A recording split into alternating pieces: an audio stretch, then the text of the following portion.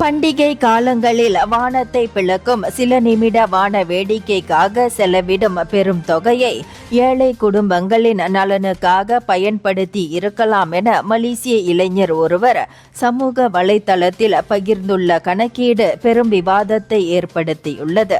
Threads தளத்தில் பதிவிட்டுள்ள அந்த நபர், ஒரு கிராமத்தில் 30 நிமிடங்கள் தொடர்ந்து வெடிக்கப்படும் வான வேடிக்கைகளுக்கு சுமார் 15 பெட்டிகள் தேவைப்படும் என்றும் அதன் சராசரி விலை 4500 ரிங்கிட் என்றும் குறிப்பிட்டுள்ளார்.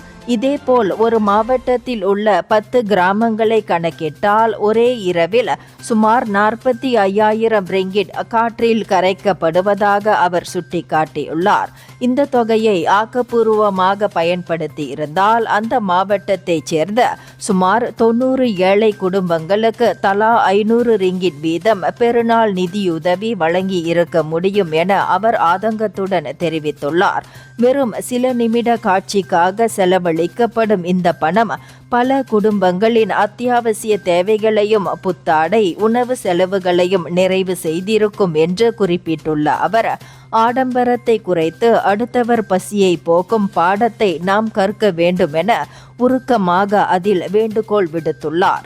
இந்தியர்களின் இதய குரல் மக்களோசை.